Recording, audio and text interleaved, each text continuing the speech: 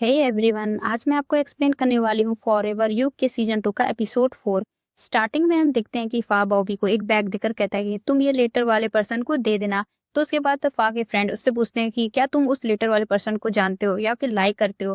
लेकिन फा बोलता है कि अभी तो मैं बस उससे जानना चाहता हूँ। तो हिल कहता है कि क्या तुम जानते हो कि वो पर्सन कौन है। जिस पर फा बोलता है नहीं। तो जॉन बोलता है कि क्या तुम उससे जानना नहीं चाहोगे। ये सुनकर फा कहता है कि जिस तरह वो लेटर और स्नैक किसी और पर्सन को देकर मुझ तक भिजवाता है, उससे ये तो साफ है कि ये नहीं चाहता है कि मैं उसके बारे में कुछ भी जानूं।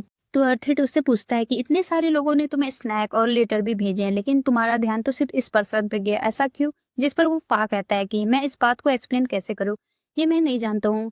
लेकिन जब मैंने उसके भेजे हुए मैसेज को रीड किया तो मुझे अच्छा लगा। वो काफी ज्यादा सिंपल होते हैं और वो मुझसे रिप्लाई की भी एक्सपेक्टेशन नहीं रखता है। बस वो ये चाहता है कि मैं हैप्पी रहूं। वहीं दूसरी तरफ क्लास में फोन पार्क के पास भेजे हुए जो स्नैक थे उसको देखकर बहुत ही ज्यादा खुश हो रहा होता है। जिस पर फोन कहता है कि क्या तुम्हें लगता है कि फाद जानता है कि लेटर वाले पर्सन तुम हो, वो तुम्हें पसंद करता है या फिर लेटर वाले पर्सन को। ये सुनकर फोन बोलता है कि अगर वो लेटर वाले पर्सन को भी लाइक करता है तो ये तो बुरी बात नहीं है, क्योंकि मैं तो फा से बात भी करने की हिम्मत नहीं रखता हूँ, लेकिन लेटर वाला पर्सन कर सकता है। ये सुनकर स्टर कहता है कि फोन फा तुम्हें जरूर लाइक करेगा, और अगर इससे बात पता चल भी गई कि लेटर भेजने वाले तुम हो तो वो तुम्हारी साइड भी लेगा। क्योंकि देखो, उसको कितने लोगों ने भेजा हुआ है स्नैक स्नैक, लेकिन उसने सिर्फ तुम ही को वापस भेजा, तो तुम पा के लिए स्पेशल हो। ये सुनकर फोन ब्लश करने लगता है। इस सीन में आर्ट क्लब में सारे फ्रेंड बैठे हुए होते हैं। तो नॉर्थ बोलता है कि मैंने तो बोला ही था कि मेरा प्लान जरूर काम करेगा। ये सुनकर तो स्टार शॉक हो जाता है और कहता है कि तुम्हारा प्लान, वो तो दाव का प्लान था ना। पर नॉर्थ कहता है कि लेकिन इस प्लान को सक्सेसफुल बनाने में 80% मेरा हाथ था, और बॉबी को भी तो मैंने ही ढूंढा था। मैं कितना ज्यादा हैंडसम और टैलेंटेड हूँ। ये सुनकर स्टर उसके हेड पर हिट करता है और कहता है कि बस बस अपने तारीफ करना बंद करो, क्योंकि फोन को तो अब भी बिलीव नहीं हो पा रहा है कि फा उसे लाइक करने लगा है। पर नॉर्थ कहता है कि तुम ये सब क्या बोल रहे हो, मुझे तो लगता है कि इस टाइम पर तो फा एंगेजमेंट की भी तैयारी कर रहा होगा। उन दोनों की बात चल ही रही होती है, तभी दाव फोन पे पूछता है कि तुम्हें क्या लगता है कि फा को पता चल गया होगा कि तुम उससे लेटर सेंड करते हो। लेकिन नॉर्थ कहता है कि ऐसे कैसे हो सकता है। और वैसे फोन, क्या तुम्हें लगता है कि फा को पता है कि तुम उसे लाइक करते हो। जिस पर फोन कहता है कि मुझे लगता है कि वो जानते हैं, लेकिन वो बस मुझे अपने भाई की तरह दिखते हैं और इसीलिए मैंने वो लाइन क्रॉस नहीं करी है। मुझे डर है कि कहीं मैं उन्हें खो ना दूं, इसी वजह से मैं ये नहीं उन्हें बताना चाहता हूँ कि वो लेटर मैं भेजता हूँ। ये सुनकर नॉर्थ बोलता है कि तुम फा को खोने से डरते हो, लेकिन अगर उसे कोई और मिल गया तब क्या करोगे। जिस पर फोन कहता है कि मुझे इस बात का डर है, ये सोचकर तो मैं मर ही जाता हूँ। पर नॉर्थ फोन को मोटिवेट करता है। अगले सीन में फा फोन के लिखे हुए लेटर को रीड करके स्माइल कर रहा होता है और फिर उसके बाद वो चॉकलेट बाय करने का सोचता है। फिर दूसरे दिन हम देखते हैं कि नॉर्थ फोन के लिए दोबारा से फा की तरफ से भेजा हुआ स्नैक का बैग लेकर आता है, जिसमें चॉकलेट का बॉक्स भी था, जिस पर नोट लिखा हुआ था कि क्या ये चॉकलेट भी तुम्हारी तरह स्वीट है। ये रीड करके तो फोन काफी ज्यादा स्माइल करने लगता है और वो सीधा रूफ टॉप पर जाकर नॉर्थ से वीडियो कॉल पर बात करता है, जहाँ वो नॉर्थ से कहता है कि मेरा तो ये सब देखकर दिल ही बाहर आ जाएगा। तो नॉर्थ फोन को शांत होने के लिए बोलकर उसे टीज करते हुए कहता है कि अब तो तुम सिर्फ पा के भेजे हुए चॉकलेट को ही खाने में इंटरेस्टेड हो गए। ये सुनकर फोन साई फील करने लगता है और बोलता है कि वैसे क्या इस मैसेज के थ्रू वो मुझसे फ्लर्टिंग करना चाहता है। तो नॉर्थ कहता है कि फा सच में तुमसे फ्लर्टिंग ही कर रहा है, और कब तक तुम अपने सेफ जोन में अटके रहोगे। वैसे तुम फा को रिप्लाई दे सकते हो कि हाँ, मैं चॉकलेट की तरह भी स्वीट हूँ, जैसे मेरे डैड। तो नॉर्थ कहता है कि अब ये मत बोलना कि फा को लेटर सेंड करके तुम उसे बीच में ही छोड़कर चले जाओगे, ये तो बुरी बात है। सुनकर फोन कहता है कि मैं ये नहीं बोल रहा हूँ कि मैं गायब हो जाऊंगा। तो नॉर्थ कहता है कि पहले तुम फा के साथ ऐसा कर चुके हो, तो अगर तुम ये दोबारा करोगे तो फा को बहुत ज्यादा हर्ट होने वाला है, इसलिए पहले तुम जाकर अपने डैड से डील करो। उनकी गलती की सजा तुम क्यों भुगत रहे हो, क्या तुम चाहते हो कि मैं उनसे बात करूं। लेकिन फोन उसे मना कर देता है। दूसरे सीन में कैफेटेरिया में फोन स्टर से पूछता है कि तुम नॉर्थ से कहाँ मिले थे, सच में वो कितना ज्यादा पॉजिटिव है, काश मैं भी फा की लाइफ में पॉजिटिव एनर्जी बन पाता। जिस पर स्टर बोलता है कि तुम्हें उसकी तरह क्यों बनना है, तुम जैसे ही हो वैसे ही रहो। और वैसे तुम्हारा मेडिकल एंट्रेंस एग्जाम कैसा गया। ये सुनकर फोन बोलता है कि मैं पास नहीं हो पाया, लेकिन मैं अगले साल दोबारा से एग्जाम दूंगा। तो स्टर फोन से पूछता है कि वैसे तुम डॉक्टर क्यों बनना चाहते हो। तो फोन बोलता है कि मैं टॉफन के ड्रीम को पूरा करना चाहता हूँ। जिस पर स्टर फोन से पूछता है कि तो तुम्हारे ड्रीम का क्या होगा। ये सुनकर फोन कुछ भी नहीं बोल पाता है। जहाँ फा उस मैसेज को रीड करता है जिसमें फोन ने लिखा हुआ था कि मुझे नहीं पता कि मैं स्वीट हूँ या फिर नहीं, लेकिन वो चॉकलेट बहुत ज्यादा अच्छी थी, इसके लिए थैंक्स। इस मैसेज को रीड करके फा स्माइल कर रहा था। उसके रूम में अर्थवेट भी सो रहा था। तो फा उससे कहता है कि शाम हो गई है, मैं क्लास जाकर भी वापस आ गया हूँ, लेकिन तुम यहाँ पर सो रहे हो। ये सुनकर अर्थिट कहता है कि क्या तुमने मेरी अटेंडेंस लगवा दी। जिस पर फा स्माइल करते हुए कहता है कि अब तो तुम कॉलेज से सीधा एक्सपेल होने वाले हो। हम देखते हैं कि अर्थित को हैंगओवर हो रहा था, तो फा कहता है कि मैं तुम्हारे लिए फूड और मेडिसिन लेकर आया हूँ, जाकर खा लो। लेकिन फिर फा अर्थित से पूछता है कि वैसे तुमने इतना ड्रिंक क्यों किया? तो अर्थित उसकी बात को इग्नोर करके पूछता है कि उस लेटर वाले पर्सन का क्या? क्या तुमने उसके लिए अपना हार्ट ओपन कर दिया है? ये सुनकर फा स्माइल करके कहता है कि हाँ, मुझे लगता है कि वो पर्सन काफ़ी ज़्यादा क्यूट है और सच कहूँ तो मुझे ऐसे ही नॉर्मल लोग पसंद है। ये सुनकर अर्थित बोलता है कि चलो फिर से मुझे चॉकलेट की $550 और $10 उस चॉकलेट को लाने के भी दो। क्योंकि जो चॉकलेट फा ने फ़ोन के लिए मंगाई थी वो अर्थित ही लेकर आया था। तो फा उसे मनी ट्रांसफ़र कर देता है, जिस पर अर्थित कहता है कि तुमने उस पर्सन के लिए अपना हार्ट ओपन किया तो उसका प्राइस $500 पड़ गया। सच में मेरे सारे सारे के सारे फ्रेंड्स शुगर डैडीज़ हैं। ये सुनकर फा अर्थित को टीज़ करते हुए कहता है कि क्या तुम नहीं हो क्या? जिस पर अर्थित बोलता है कि बिल्कुल नहीं, मैं अपने मनी को किसी को भी यूज़ नहीं करने दूँगा। लव जैसी कोई चीज़ होती ही नहीं है। बात तो ये सब सुनकर पढ़ने चला जाता है, लेकिन खाना खाने के बाद अर्थित फा की शर्ट को बोरो करके उससे पूछता है कि तुम इतना पढ़ क्यों रहे हो? क्या फा होना एग्जॉस्टिंग नहीं है? तो फा स्माइल करते हुए कहता है कि है, लेकिन क्या अर्थित होना एग्जॉस्टिंग नहीं है? ये सुनकर अर्थित बोलता है कि वो तो और भी ज्यादा है। और वैसे क्या तुमने अपने आप को प्रेशर करने की हैबिट अभी भी छोड़ी नहीं है? अगर कोई बात है तो तुम मुझसे शेयर कर सकते हो। ये सुनकर फा बोलता है कि मैं बस किसी को डिसअपॉइंट नहीं करना चाहता हूँ। मेरे डैड चाहते थे कि मैं एक स्काई की तरह रहूं, जो औरों से हमेशा ऊपर रहे। और मेरी मॉम चाहती थी कि मैं एक ट्री की तरह रहूं जिस पर हर कोई लीन हो पाए, इसलिए मैं एक टर्न पर हूँ। लेकिन लेकिन तुम्हारा नाम अर्थित क्यों है? ये सुनकर अर्थित बोलता है कि क्योंकि मैं संडे को पैदा हुआ हूँ। लाइफ को इतना ज्यादा कॉम्प्लिकेट बनाने की जरूरत नहीं है। जिस पर पा कहता है कि मेरे दोनों पेरेंट्स डॉक्टर हैं, काइंड हैं और वार्म है। वो अपने आसपास के लोगों की काफी ज्यादा केयर करते हैं। उनके पास मुझे फोर्स करने का टाइम नहीं है। मैं उन्हें देखकर ही ऐसा बना हूँ। मुझे तो ये भी नहीं पता कि मैं कैसा पर्सन बनना चाहता हूँ। ये सुनकर अर्थित उससे पूछता है कि क्या तुम अभी खुश हो? तो फा बोलता है हाँ। फिर अर्थित कहता है कि कम से कम तुम्हें ये तो पता है, मेरे जैसे पर्सन को तो ये भी नहीं पता कि मैं धरती पर ही क्यों आया हूँ। मैं बस इतना चाहता हूँ कि तुम दूसरे से ज्यादा अपनी केयर करो। ये सुनकर फा कहता है कि अच्छा, तो तुम सीरियस होना भी जानते हो? तो अर्थित बोलता है कि मैं तो बस ये बोल रहा हूँ कि अगर तुम्हें पढ़ने का मन नहीं है तो तुम अपने आप को फोर्स करके मत पढ़ो। कभी कभी चिल भी किया कर लिया करो। अगले दिन कॉलेज में हिल बोलता है कि एक बार को अगर जॉन इतनी महंगी चॉकलेट बाय करता तो मैं सरप्राइज नहीं होता। लेकिन फा ये सुनकर पा कहता है कि मैं बस पाई करना चाहता था और कुछ भी नहीं। लेकिन जॉन फा को टीज करने लगता है, तो फा उन सबसे पूछता है कि क्या ये बात इतनी ज्यादा वियर्ड है? बस वो चॉकलेट ही तो थी। जिस पर जॉन कहता है कि हाँ नॉर्मल है, लेकिन अगर तुमने वो उस पर्सन को दी है जिसे तुम लाइक करते हो। तो फा काफी ज्यादा साई फील करने लगता है और कहता है कि हाँ मैं उसे लाइक करता हूँ। तो फिर जॉन फा से पूछता है कि तब बताओ तुम उसे कितना लाइक करते हो? तो फिर फा कहता है कि मैं इसे नाप तो नहीं सकता। तो अर्थित कहता है कि जिस पर्सन को तुमने कभी देखा नहीं है तुम उसे लाइक कैसे कर सकते हो?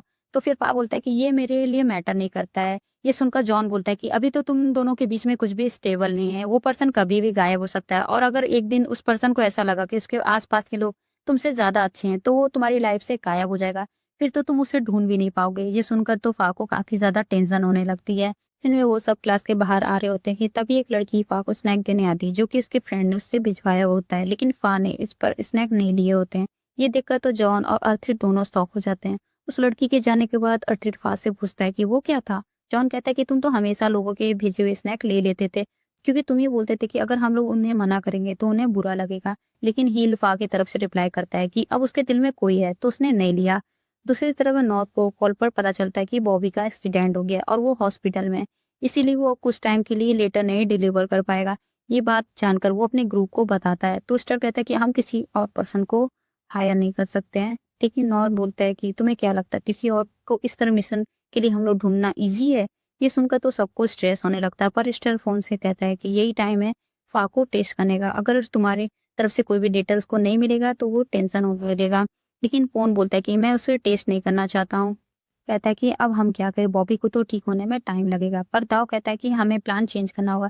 क्यों ना हम लोग एक प्लेस डिसाइड कर रहे हैं जहाँ पर फा और फोन एक दूसरे को लेटर एक्सचेंज करेंगे और टाइमिंग भी सेट रहेगी, ताकि ये दोनों गलती से भी एक दूसरे से टकराए ना। ये सुनकर नॉर कहता है कि अगर मैं फा की जगह होता तो मैं जानना चाहता कि लेटर वाला पर्सन कौन है। पर दाव बोलता है कि फा ऐसा नहीं है, वो अगर चाहता ना तो वो कब का जान चुका होता। लेकिन वो लेटर वाले पर्सन की रिस्पेक्ट करता है। ये सब जानकर तो नॉर्थ को फिर से अपने प्लान के लिए कुपिट मिल जाता है। और इसके बाद हम सब गीव नाम की एक लेडी को कैफे शॉप में देखते हैं। फा उस शॉप में हर सुबह कॉफी पीने जाता है, तो गिव इस काम को करने के लिए मान जाती है। अगले सीन में फोन कैफे में बैठकर लेटर लिख रहा था, तो स्टर नौ से कहता है कि अगर फा नहीं आया तो? जिस पर नौ कहता है कि आज नहीं आएगा तो कल तो आएगा, वैसे भी गिव कॉफी कम देती है। ये सब गिव ने भी सुन लिया था। तो वो नॉर्थ से बोलती है कि मैंने तो सोचा था कि मैं तुम्हें पेस्ट्री भी दूं, लेकिन ये सुनने के बाद तो मेरा मन ही नहीं कर रहा है। मैंने बोला था ना कि अर्थित से दूर रहना, पहले तुम कितने क्यूट थे। ये सुनकर नॉर्थ भी सारे ब्लेम अर्थित पर डाल देता है। हाँ, ये सब उसका ही फॉल्ट है, उसने ही मुझे ऐसा बना दिया है। पर स्टर भी कहाँ कम था। वो नॉर्थ से बोलता है कि तुम सिर्फ जॉन के सामने इनोसेंट रहते हो, वैसे तुम कैसे हो ये तो मैं भी जानता हूँ। अगले सीन में लेटर धमपा तक पहुंच गया था, जहां फोन ने लिखा था कि सॉरी मैं कुछ दिनों तक तुम्हें कांटेक्ट नहीं कर पाया, क्योंकि जो लेटर डिलीवर करता था वो अवेलेबल नहीं है, इसलिए मैंने गिफ्ट से भिजवाया। आई होप तुम्हें कोई इशू नहीं है, वेदर चेंज हो रहा है इसलिए अपना ध्यान रखना, क्योंकि मुझे लगता है कि मैं भी बीमार पड़ने वाला हूँ। और मैंने तुम्हारे लिए हॉट कॉफी भी ऑर्डर कर दी है। जहाँ गिव वो फोन को कॉफी देती है और फोन से पूछती है कि क्या तुम इस पर्सन को जानना नहीं चाहते। ये सुनकर फा कहता है कि ये आइडिया तो काफी गंदा सा होगा। तो गिव कहती है कि ये तो अच्छी बात है, क्योंकि मैं तुम्हें बताना चाहती हूँ कि वो पर्सन काफी ज्यादा प्यारा है। जहां पर फा स्माइल करते हुए कहता है कि ये बात तो मुझे पहले से ही पता है। अगले सीन में फा मेडिकल स्टोर से मेडिसिन लेने के बाद सीधा अपने फ्रेंड के पास जाता है। तो जॉन उससे पूछता है कि अब तुम क्या करने वाले हो, जिस पर वो कहता है कि कुछ भी नहीं। वो नहीं चाहता कि मैं उसके बारे में पता लगाऊं, इसलिए मुझे उसके कंफर्ट के बारे में भी सोचना चाहिए। हिल्फा से कहता है कि वो बीमार है, इसीलिए मैंने उसके लिए मेडिसिन लिया है। रात को फोन गिव की शॉप में सुबह फा को देने के लिए स्नैक लेने आता है। उसे कोल्ड भी हो रहा था, तो उसने मास्क भी लगाई हुई थी। जहाँ गिव उसे फा का दिया हुआ बैग भी दे देती है जिसमें मेडिसिन थी। रूम में आने के बाद वो नोट को रीड करता है, जिसमें फा ने लिखा था कि मुझे नहीं पता कि तुम ठीक हो या नहीं, लेकिन अपने सिम्टम को चेक करने के बाद मेडिसिन ले लेना। मेरी आंटी से मैंने सब कुछ पूछकर इंस्ट्रक्शन भी लिख दी है, और अगर तब भी फील ना हो बेटर हो तो डॉक्टर को तुम विजिट कर सकते हो। अगर इमरजेंसी है तो मेरे नंबर पर तुम कॉल भी कर सकते हो। जहाँ फा ने फोन को अपना नंबर भी दे दिया था। मेडिसिन खाने के बाद फोन सुबह तक ठीक हो गया था। फिर उसे एक अननोन नंबर से कॉल आता है, और वो जैसे ही पिक करता है उसके बाद हम उसे एक लेडी के साथ में कॉफी शॉप में दिखते हैं, जहां उसे पता चलता है कि सामने बैठी हुई लेडी उसकी डैड की न्यू वाइफ है। वो लेडी कहती है कि मैं यहाँ तुमसे इसलिए मिलने आई हूँ क्योंकि मुझे उन्होंने कभी नहीं बताया कि मुझसे शादी करने से पहले उसकी एक फैमिली थी। ये सुनकर फोन कहता है कि क्या आप इस बात से ओके नहीं हो। तो वो लेडी कहती है कि मैं ओके हूँ, लेकिन अगर वो झूठ बोलकर अपने बच्ची को अबंडन नहीं करते। और वैसे क्या तुम्हारी वो टेक केयर करते हैं। फोन कुछ भी नहीं बोलता। अब वो लेडी कहती है कि मैंने तुम्हारे डैड को चीट करते हुए पकड़ा था, सॉरी मैं तुम्हारे सामने रो रही हूँ, लेकिन मैंने इस बात को इन्वेस्टिगेट करने के लिए किसी को हायर किया था, तो मुझे पता चला कि उनका अफेयर ही नहीं बल्कि एक फैमिली भी है।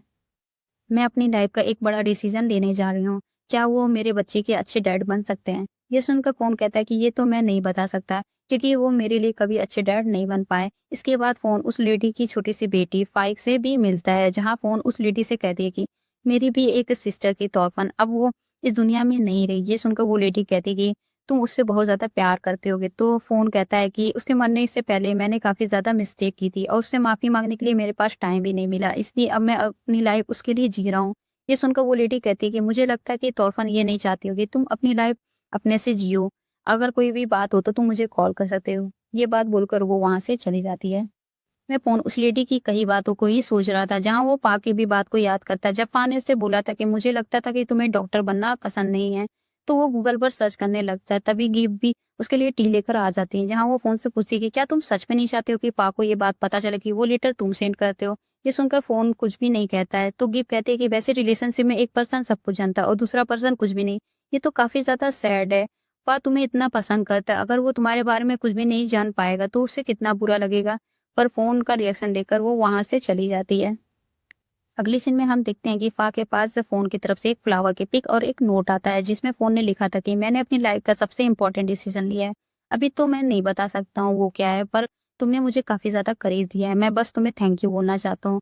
तो फा ने भी फोन को मैसेज दिया था कि मुझे नहीं पता कि गुड न्यूज क्या है, पर कॉन्ग्रेचुलेशन और मेरी तरफ से तुम्हारे लिए ये गिफ्ट। जहाँ वो घर आने के बाद उसे चेक करता है, तो उसमें पा ने फोन को एक टी शर्ट बाय करके दी थी। तभी उसे स्टर का भी टेक्स्ट आता है, जो फोन से कहता है कि कल पा का बर्थडे है, मैं और हिल के साथ में गिफ्ट बाय करने आया हूँ, तुम भी इस मौके का फायदा उठा लो।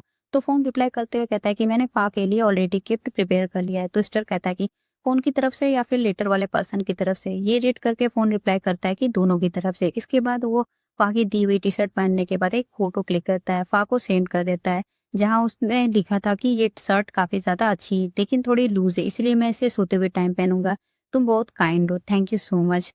अगले दिन पा कैफे में बैठकर स्टडी कर रहा था, तो उसके सारे फ्रेंड वहां आते हैं, जहां वो सब पा को हैप्पी बर्थडे विश करते हैं और गिफ्ट भी देते हैं, जिसमें फोन भी उनसे गिफ्ट देकर रेस्ट रूम चला जाता है। लेकिन थोड़ी देर बाद बाहर बारिश होने लगती है और लाइट भी चली जाती है। अंधेरे में तो फोन परेशान होने लगता है, ऊपर से रेस्ट रूम का डोर भी बंद हो जाता है।